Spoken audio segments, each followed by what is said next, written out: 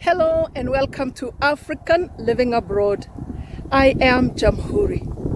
I'm here to share my international experiences, build bridges between cultures with the hope of making the world a better place.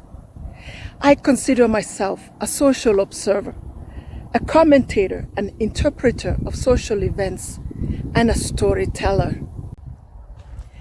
It is hot in Africa, and it's a different kind of heat. And every person of African descent is feeling this heat. We're talking about a new kind of voices rising in Africa. It was slow in coming, and it was predicted it was going to happen. And I am going to talk about the President of Kenya, President William Ruto, the most unlikely president in Kenya. In 2022, he was resisted from taking the presidency. He was hustled as a hustler himself. He grew up very humbly. He was considered a chicken seller, and he was ridiculed. But who is laughing now? He is a lion, a roaring lion, not only in Kenya, but the whole of Africa. And his voice is being heard worldwide. So what is he talking about? Why is he so popular right now? And he's addressing the Western imperialism and unfairness, injustices, and together with other African voices, leaderships are saying no more. It is not business as usual in Africa, not anymore. And you might be tired of hearing me talking about colonialism. And this is my second point. Colonialism tied up Africa.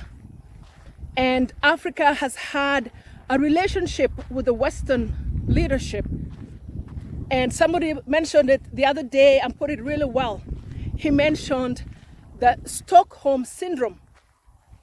And those of you who do not know what a Stockholm Syndrome is, it is a relationship between a victim, let's say a kidnapped victim, and his or her kidnapper. And it's a survival mode. You become codependent or dependent on the kidnapper for survival, for safety. And it reaches a breaking point. You are the victim, he's the criminal. There comes a point where the victim even defends the kidnapper for survival. And we can see this has played out in Africa for the longest time.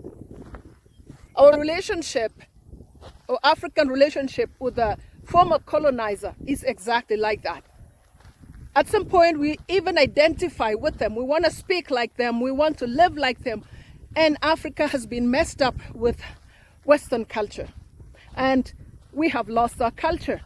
Many of us at this time, those who are living in the diaspora especially, after many years, are finally regaining their identity, true African identity.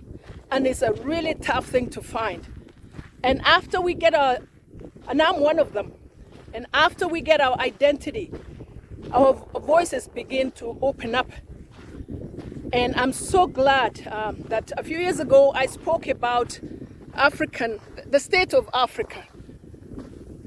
Number 3, because of colonialism, there was something like a curse or a spell that was cast over Africa. And there was this heavy blanket of comfort. It's a certain kind of comfort. And I think it has something to do with the Stockholm Syndrome. And the leaders were blinded. Even the people were blinded. We had no idea what was going on. But that blanket has been lifted. And I would say World, watch out for Africa. Africa is rising and her people are rising. And I think this is our time. There's a song that says it's time for Africa. And I truly believe it is. We need to be given a chance to show who we truly are. I like to say that the world has truly not met us yet. Our giftings, our talents, our creativity, I mean, a little bit of it has been tasted by the world. Our music, our art, our dances. Who is not dancing to African music or African styles? That is just a bit of it. But we would like the world to see our intelligence, because Africans for many centuries have been kicked around like a soccer ball by everybody. And Africans have taken it laying down. But the line has been drawn right now. No more. Number 4. So what is President William Ruto roaring about? And what are other African leaders wanting? Remember, they're having one voice right now. And they're saying to the Western leaders, their former colonizers, we want equality. We want to trade fairly. We want to sit at the table and eat together from the table. No more crumbs and no more Africans being part of the menu. And those are words from President William Ruto. And as President Ruto roars like this, the West is not taking it lightly. I would say it's sending shock waves, because Africans are not used to, people are not used to Africans speaking like this. African leaders were really defeated, their hands tied. And number 5, why am I so proud of President Ruto and other African leaders? He knows what the dangers are, because we have seen that African leaders, when they rise and speak like that, and I will mention a few. Magufuli of Tanzania, after he raised his voice, he disappeared, he died all of a sudden. Gaddafi, whoa, that was really horrible. He wanted the best for Africa. One currency. He disappeared brutally. And many, many, many others. So President Ruto, he knows what the dangers are. But I believe he has no choice but to speak. I believe that he was created for a day like this, a time like this. And I would like to say, like I tell my kids, if you are the chosen one, you have to take into consideration the danger. Because people who speak like that, they may not live long. And I do not wish that for President Ruto. So in my next video, I'm going to talk about this, about what happens. So what is the world going to be like in the future? We're already seeing some shifts happening all over the world since the last 3 to 4 years. And is this shift going to be part of a shifting power structure? I believe yes. And I believe that power is going to shift to the east and away from the west. And Africa is going to play a major role. Number 6, Africa is the source of all, if not all, raw materials for the rest of the world. Africa has a great climate throughout the year, produces a lot of crops and minerals. But unfortunately, because Africa did not have an economic freedom from their colonial masters, a lot of raw materials are being siphoned out of Africa with very little profit to Africa. And that's, by the way, why Africa is so poor. If you wanted to know, It is not that Africans are lazy. No. There are so many systems in place that have tied Africa down to the point that they cannot even create their own industries. They are being targeted. And I think that Africa may have to pay a big price to be free. I got this feeling that Africans are ready. And why is Africa ready?